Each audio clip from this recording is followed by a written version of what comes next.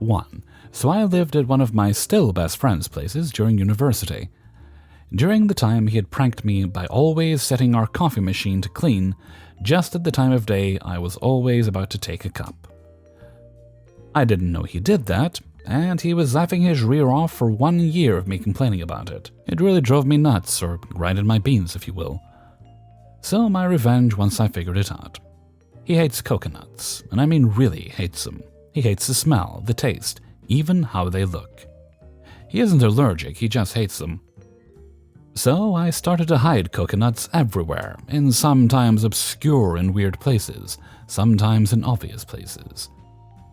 Let me tell you, coconuts are cheap, and my girlfriend at the time worked at a store and would always take home a lot of outdated coconuts to help me with my revenge. I hid them in his clothes, inside his computer, in the shower, under his bed, under his mattress, in the kitchen fan, in his bag, and so on. He knew it was me, but he didn't know it was also my girlfriend, who didn't live with us at the time. Of course, I denied it every time, and he really became paranoid when coconuts would just appear out of nowhere. When he and I were at the university, I had given my key to my girlfriend, who promptly went to our home and filled the entire fridge, the entire freezer, his entire wardrobe with coconuts. I can still hear his scream when I think about it. "Not another fucking coconut! I fucking hate coconuts!" For all he knew, she was out of town, and she gave me my keys back at the university when I took a toilet break. He completely flipped out when he came home. He couldn't believe it. We only had 2 keys, and we went to the same classes, so he'd been with me the entire time except for the toilet break. He asked to see my key, which I of course showed him at that point, and then he became really paranoid. He called the landlord and asked how many keys we had. He said we only had 2. From then on, he always started to search for coconuts. He always found 1 or 2. He became angry and then went on with his day. He started complaining how tedious it was to get rid of the coconuts all the time. He even stopped suspecting me because I had help. Even after we moved out, we planted coconuts for years in his flat. He now actually believed he was cursed or something, because only he and his girlfriend lived there now. Well, I actually recruited his girlfriend into all this. Once he became so frustrated, he cleaned the kitchen and found 2 coconuts whilst alone, and he had been alone for 2 weeks while his girlfriend was abroad. 1 behind the oven and 1 in a small closed-off dodge behind the kitchen fan. You know, this space where there isn't any cabinets because of the kitchen fan tube? I had actually planted it there 1 year prior when 2 workers did some maintenance and picked the kitchen fan apart and changed some things. You can't get to that space unless you literally pick the space apart. Apparently he thought, "Damn, that place must be really dusty, I should clean it," and opened it up, just to find another coconut. To this day, 5 years later, I still don't know if he's found all the coconuts I'd hidden. Perhaps one day he will find the coconut I stuffed in his bathroom ventilation. He'd always complained it didn't work well after I planted it. Well, I'll let you know if he does. Either way, it'll drive him coconuts. 2. Several years ago, I worked at a major pet retail store. I had a morning shift that entailed me arriving a couple of hours prior to the store opening to clean critter cages and feed the fish and animals and whatnot. There was another crew that arrived earlier than I did that was in charge of restocking on delivery days twice a week. We had a community break room with the usual fridge, microwave, table, and small lockers. There was also a snack machine and a Coke machine. I would keep snacks in my locker, but I really enjoyed Reese's Peanut Butter Cups chilled, so I kept those along with 2 bottles of Coca-Cola in a mini-fridge storage container in the fridge. I was happy to share as long as permission was asked. I bought my snack needs at Costco, so it was no big deal to share, and my coworkers always reimbursed me a little. It was cheaper to buy from me than the snack machines. One day I noticed I was missing a soda and a candy from my little box in the fridge. No big deal other than no one asked. They also didn't leave any reimbursement. I blew it off, figuring they must have really needed a quick pick-me-up and forgot to bring something. Then it happened a couple more times. I put a note in the box requesting that if they wanted something that they needed to ask and not just take, and if they were going to just take, they needed to leave a couple of dollars behind. It happened 2 more times before I came up with my plan to wreck their taste buds.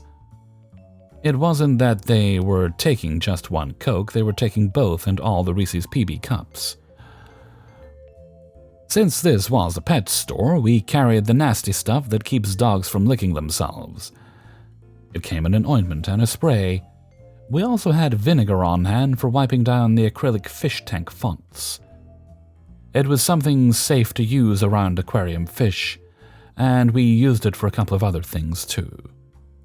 I carefully opened a bottle of Coca-Cola, poured about 1/3 out and replaced most of it with vinegar and the remainder with the bitter liquid. I then took some of the bitter ointment and smeared a thin layer on the top and screwed the lid back on. I locked the Reese's in my locker and put the special bottle of Coke back in my box in the fridge. The trap was set, and I just had to wait for the thief to take it. I suspected it was one of the early morning guys, since the missing stuff always seemed to coincide with that shift. The next morning when I came in, the bottle of Coke was gone. I wish I could have seen the look on his face when he took a sip of the specially prepared drink. I guarantee he tasted the bitter stuff every time he licked his lips for the next couple of hours. I left a new note in my storage box the next day, warning them that it would happen again if they stole from me. I never had missing drinks and snacks again. 3. This was a few years ago. I worked my way through college as a produce clerk. It was a good job back then. You could actually pay for college, SJSU, on grocery wages back then. Then the company hired a new manager. Let's call him A-Hole. A-Hole was a tyrant. The union had agreed to a new deal with lower wages for new hires.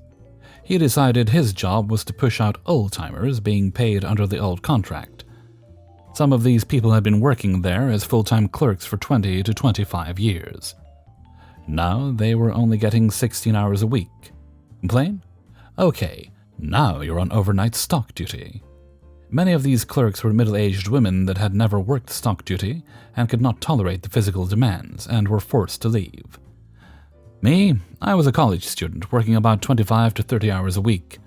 He put me and a few others on nightly stock duty at 40+ hours a week for months. Between school and work, I was exhausted but could not afford to quit. Fortunately for me, another produce clerk quit, and he had to move me back to the produce department. Enter the new head of produce, D-Wad. D-Wad was young, cocky, and trying to toe the line with A-Hole. Some bullies get power from bigger bullies behind them. D-Wad would give us crap about silly stuff, or change compliance rules without notice. I decided to keep my head down and let the bullets pass over me as much as possible. Cue malicious banana compliance. One day, we receive our produce order with about 500 cases of bananas. That's a lot of bananas. Usually we get a dozen or 2 cases because we all know bananas have a limited shelf life. Maybe a week. We have some tricks to keep them from turning early, or keep them cool, and unwrapping the plastic is a good place to start, as the plastic traps gases that cause them to ripen more quickly. D-Wad Produce Guy tells me, "I want all the bananas in the front end display." I immediately knew this was a really bad idea. That many bananas all on top of each other would cause them to bruise and ripen way too fast. But I knew not to push back, so I did exactly as he instructed. I built a very large display right in front of the entryway door with bananas stacked 4+ bunches deep. I even extended the display to accommodate more bananas. It was huge and could not be overlooked. Re-enter A-Hole. He comes walking in the entrance just as I'm finishing the last 2 boxes. His face goes 3 shades of purple, and he starts screaming at me. Why is it okay to scream at employees in public? "What the hell are you doing with all these bananas? Do you have any idea what's going to happen?" Blah, blah, blah. After a bit more ranting, he screws on his angry face really tightly, and through his snarling lips he says, "What were you thinking?" I've been waiting for this moment. I slowly shrugged my shoulders and said, D-Wad told me to put up all the bananas, so that's what I did. The color drained from his face. He had created an environment where we would not second-guess management. Even though I knew better, I had to do exactly what I was told. He couldn't breathe for a bit. Cut the display down and put most of the bananas back in their cases. We still lost a few cases of overripe, bruised bananas that week. D-Wad never said anything to me, but I knew he was pissed. A short time later, he tried to write me up for something unrelated. I signed it with "I do not agree" on the signature line, and 2 days later, D-Wad was gone. I stayed with the store for another year while I finished my degree, but was so glad to get out of that toxic stew. 4. For many years, I worked at a Pizza Hut, or Schmitze Schmutt. I don't know why people avoid the names. Anyway, I have a million stories, and while many are malicious, only a few contain much compliance. At this time, I was a dish dude, phone getter, whatever needed doing person. I was persistently amused by how quickly even the most trivial amount of power could go to people's heads. One waitress, who I'll call Donna, and then never use that name again this whole story, was given some sort of title like Grand Overlord of Waitstaff or something, which conferred upon her the power to do the same job as before, but with more work. She wasn't actual management, not that I would have cared much if she was. I showed up early every day, as was my habit, and one evening I was somewhere in the back wandering about 20 minutes before my shift. The phones were ringing, and being ignored by just about everyone as usual. So the leading team lead of leading waitstaff, who was the leader of waitering people, ordered me to answer it. If she had asked, I would have done it, as I had 1,000 times before. But this was a decree from on high. I informed her that my shift didn't start for a while yet, but this detail failed to impress. I said I would have to clock in before I could use the order-taking computerizing thingy, and the manager would have to approve me doing that. They were oddly strict about that for a restaurant. These audacious challenges to the newly minted executive vice president of people who carry food to tables engendered some exasperation. She said she was a manager and just do it. I did not, so she swiped her card into the magic order screen and yelled politely to just fucking take the phone order, used her card, her name off the clock. Okay. Humbled by my public defeat, I meekly picked up the phone and proceeded to thank the caller for choosing, etc., etc., and took the order. As I did so, I added 7 Bigfoot pizzas with whatever, a dozen bottles of beer for delivery, and a couple of dessert pizzas. I told them their real total before all the added nonsense, and the call ended. The thing is, we had stopped selling Bigfoot pizzas a few years before. We hadn't carried dessert pizzas since the mid-15th century. But they were still in the system, and we did not deliver beer, as doing so might be illegal. The cooks were confused, the actual managers were confused, and questions were being asked. I assumed so anyhow, since I went outside for a smoke. The Royal Duchess of Waitressing came storming out the back door a bit later and said a bunch of words or something, then went back in. As I learned later, after clocking in, she had to get the help of an actual manager to delete all that stuff and change the total, which messes up their numbers or something. I don't really know why, but they sure didn't like deleting things. And she had to tell them she had me use her swiping name thing to take the order because I was off the clock. And they really did not care for that at all. Right in front of the assistant manager, she threatened to write me up, which she did not have the authority to do. No customers were harmed in the making of this compliance, since they got the actual stuff they ordered, and there was no wastage since no one could make a Bigfoot or dessert pizza if they had wanted to. Just a bit of extra paperwork, and a very annoyed wait queen. 5. I am a 37-year-old female, a photographer, who specializes in creative portraiture, and have been fortunate to be pretty successful in my career. In early 2021, I worked with a local burlesque performer, Jane, and we hit it off pretty well. We had several mutual friends and acquaintances, and by the end of the shoot, wondered how we'd gone this long without working with one another. The photos turned out beautiful, and once they had been edited, I had shared them to a local networking group for models and photographers. This particular group was created by a friend of mine, specifically for AFAB, assigned female at birth people, and trans women to have a safe place to come and network on projects, work, etc. The photos went over really well, until someone new to the group, Natalie, decided to start making negative comments about my model Jane.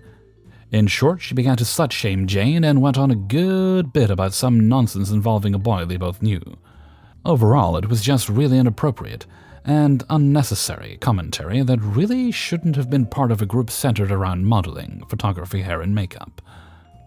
I made a point of replying to this person and telling them in no uncertain terms that their rantings had no place in the group and that their personal beef with the model really shouldn't be a topic of discussion in the photography group. There was a little bit of back and forth, with Natalie increasingly throwing insults at me, which I took with a grain of salt, before the admin of the group stepped in and removed her from the group. I did not know this at the time, but the only reason Natalie had been added to this group is because she had runway experience, and the group was hosting a workshop for members that were interested. After this incident, Natalie was fired from the workshop. I didn't really think much of the whole situation after that until my bestie messaged me, asking how I knew Natalie. I told her I didn't, and gave her a rundown of the previous situation. Apparently, Natalie had taken the time to dedicate an insanely long social media post about myself and Jane. Specifically, how she was going to make sure I never got any work in our city again, and I was just a big ol' see you next Tuesday. Honestly, I had a pretty good laugh about it. In an effort to kind of poke fun at the situation, and make a point that this particular word doesn't bother me in the least, I decided to do some self-portraits where I painted the big old C word all over my face, neck, and chest. I made funny faces, flipped off the camera, stuck my tongue out, etc. After all was said and done, I made the photo my profile picture on social media. It blew up. People really gravitated to the idea of it, so I decided to turn it into a special. For the month of April, I would offer a discounted portrait session where the client would choose a word they feel has affected them in one way or another, have it painted all over them, and in essence, reclaim power over that negative word.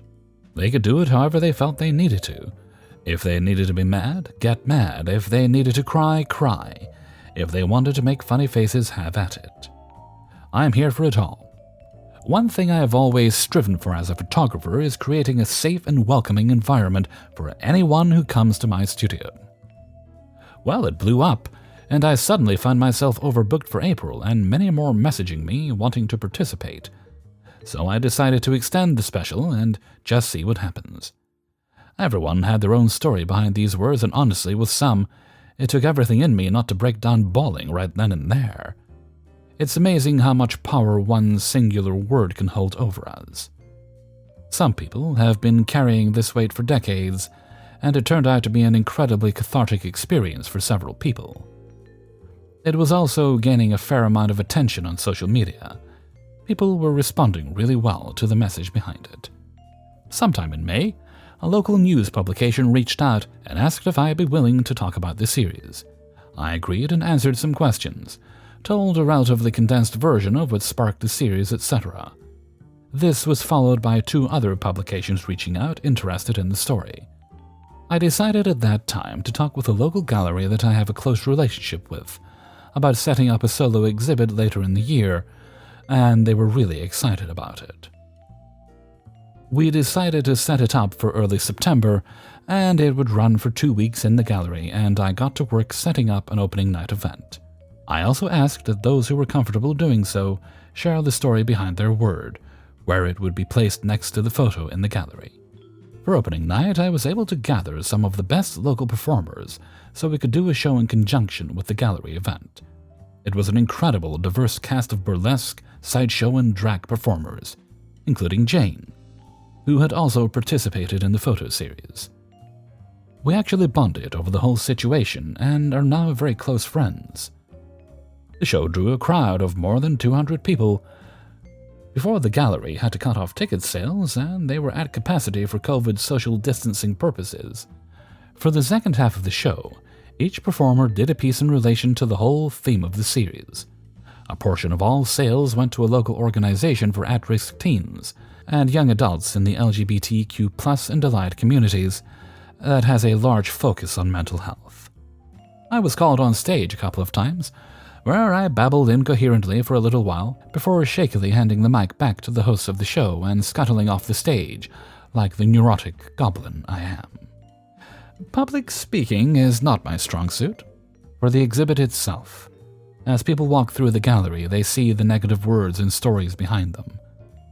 The name of the series is called Sticks and Stones, and in the center of the main room, I had smooth river stones where people could write their own negative word on one side of the stone and carry it with them through the rest of the exhibit. I was a bit busy with helping backstage, so I wasn't able to really see any reactions firsthand, but I was told by a few people that the reactions were very positive, with some of the attendees having an emotional reaction. And then there was the final room.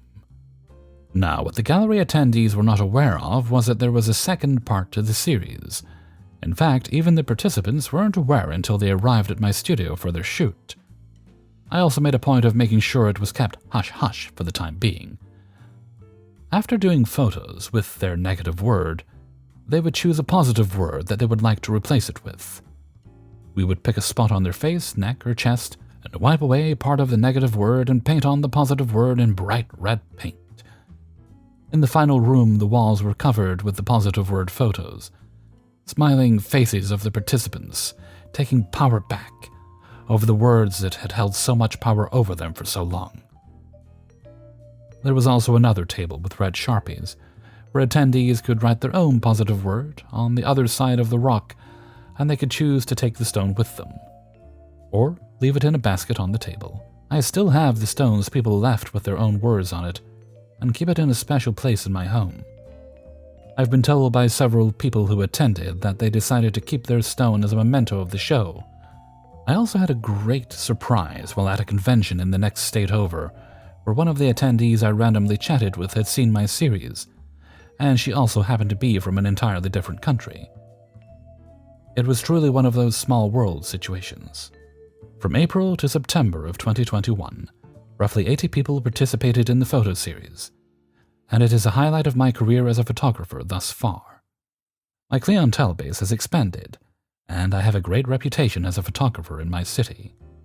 All because someone tried to slut-shame my model-turned-friend and called me the C-word while vowing to ruin my career and reputation as a photographer. I have never been busier, and to my knowledge, Natalie hasn't been able to find any modeling work since. Hey everybody, Halfreezer here, and thank you very much for listening to Revenge is Ice Cream, episode 225.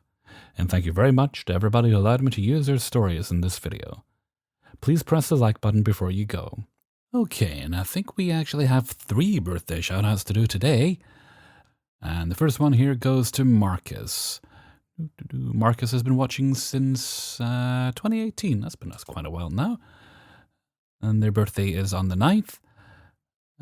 No additional information. So, well, I'm not sure how old you are, Marcus, but I hope you're having a great day today. And the second one goes to Maria. And to let all Maria's little dogs, there's Damien. Well, no, okay, no. There's a new puppy, Odin. I believe Odin will be there by now. And there's Damien the doggy. And then there's Riot and Ellie the cats. And and Maria loves you all very much. Maria's birthday is also today. Again, not disclosing their ages. You don't have to. I do wonder. But okay, we'll keep that a secret. And lastly, today's the last shout out of today goes to Jennifer Ray Fuchek. And Jennifer Ray describes herself as being a Hellfreezer fanatic, but in the nicest, most lovely way, because Jennifer Ray is a very lovely person. Okay, now all 3 of you, I hope and insist that you're having great days today. It's very important that when our birthdays do crop up, we take time to pamper ourselves, or to allow ourselves to be pampered. If the people in your lives want to do nice things for you, let them.